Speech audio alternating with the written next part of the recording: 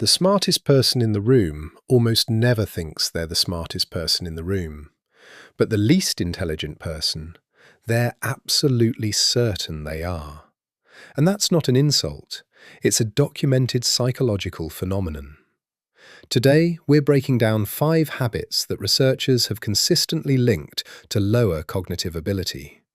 And here's the uncomfortable part. You might recognize some of these in yourself. By the end of this video, you'll understand why some people never seem to learn from their mistakes, why certain thinking patterns literally shrink your problem-solving ability, and what separates people who grow intellectually from people who stay stuck forever. Let's get into it. Here's something that should make you pause. Research from the University of Toronto found that people who score lower on cognitive ability tests are significantly more likely to see the world in absolutes. Good or bad, right or wrong, with me or against me, no middle ground. Think about someone you know who can't hold 2 ideas in their head at the same time. You suggest that a movie was entertaining but had a weak plot, and they look at you like you're speaking another language. So did you like it or not? That's black and white thinking. And it's not just annoying, it's cognitively expensive in the worst way. Because reality is complex. Almost every meaningful question has nuance, and when you flatten that nuance into 2 categories, you're not simplifying, you're just being wrong more often. The fix is deceptively simple. Next time you catch yourself thinking this is either A or B, force yourself to come up with option C, then D. The mental muscle you build doing that is literally what cognitive flexibility looks like. Now, if that first habit sounded familiar, this next one is going to hit even harder. Because it's the one that keeps people trapped for decades. Psychologists call it belief perseverance, the tendency to cling to an idea even after the evidence that supported it has been completely discredited. And a landmark study published in the Journal of Experimental Psychology showed that people with lower cognitive ability are significantly more resistant to changing their minds when presented with new data. Here's a real-world example.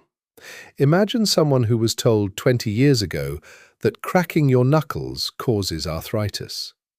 Multiple studies since then have shown that's not true, but they still repeat it as fact. They'll argue with a doctor about it. That's not about knuckles. It's about an inability to update mental software. Intelligent thinking isn't about being right the first time. Nobody is. It's about how quickly you integrate new information. Think of your beliefs like software. If you're still running the same mental operating system you had at 18, you haven't been learning, you've just been aging. All right, habit number 3 is the one I see destroy people's potential more than almost anything else. And it's hiding in plain sight. There's a major difference between being busy and being productive. And research from cognitive psychology consistently shows that lower-performing individuals tend to confuse the two. They'll spend 8 hours on a task that should take 2, not because the task is hard, but because they never stop to ask if their approach is working. A study from the Journal of Applied Cognitive Psychology found that people who score higher on intelligence measures spend more time planning before they act and less time correcting mistakes afterward. Lower scorers dive straight in, grind for hours, then wonder why the results aren't there. Picture 2 people assembling furniture. One reads the instructions first, lays out all the parts, then builds it in 40 minutes.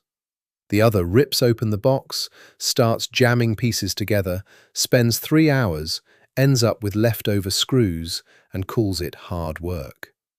Same outcome. One person worked smart, the other just worked. The habit shift here is to spend the first 10% of any task just thinking. No action, just strategy. That small pause is worth more than hours of unfocused effort. Now, this next habit is sneaky because it actually feels good. It feels like you're winning, but you're slowly making yourself dumber. Confirmation bias is one of the most well-documented phenomena in psychology. We all have it, but here's what separates high and low cognitive performers. Intelligent people actively seek out disagreement. They want their ideas challenged. Lower performing individuals do the opposite. They curate an echo chamber and mistake agreement for validation.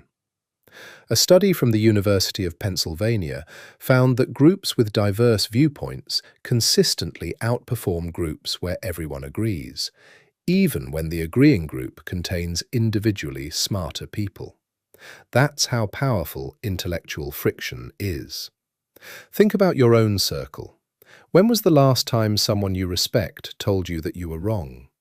If you can't remember, that's a red flag. Not because your ideas are bad, but because unchallenged ideas never get refined. A blade that never meets a stone never gets sharp. Actively seek out one person who thinks differently from you. Not to argue, to understand. That single habit will do more for your thinking than reading 50 books on the same topic you already agree with. All right, the fifth and final habit is the most important one on this list, and it's the difference between someone who grows for a lifetime and someone who peaked in high school. Intellectual curiosity. That's the variable that predicts cognitive growth better than almost anything else. A longitudinal study published in the Journal of Individual Differences tracked over 1,000 people for several years and found that curiosity, specifically the habit of asking why and how, was a stronger predictor of knowledge acquisition than IQ itself. Low IQ habits aren't really about your score on a test. They're about intellectual laziness, accepting things at face value, never digging beneath the surface, hearing a claim and nodding along instead of asking, "Wait, where did that come from?" Think about children. They ask why about everything, and they learn at an extraordinary rate.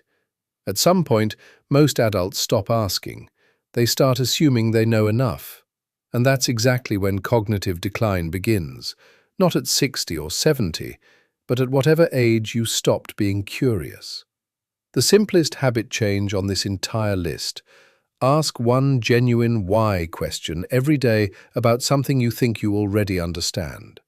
You'll be stunned at how much you don't actually know, and that awareness, that willingness to sit with not knowing, is the hallmark of real intelligence.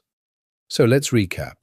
5 habits linked to lower cognitive performance: black and white thinking, refusing to update beliefs, confusing effort with effectiveness, building echo chambers, and killing your curiosity. The good news is that none of these are permanent. Every single one is a pattern you can break, starting today. If this video made you think even once, do me a favor, drop a like, and if you want to keep building sharper thinking habits, check out this video right here, where we break down the psychology of people who are quietly the smartest in the room. I'll see you there.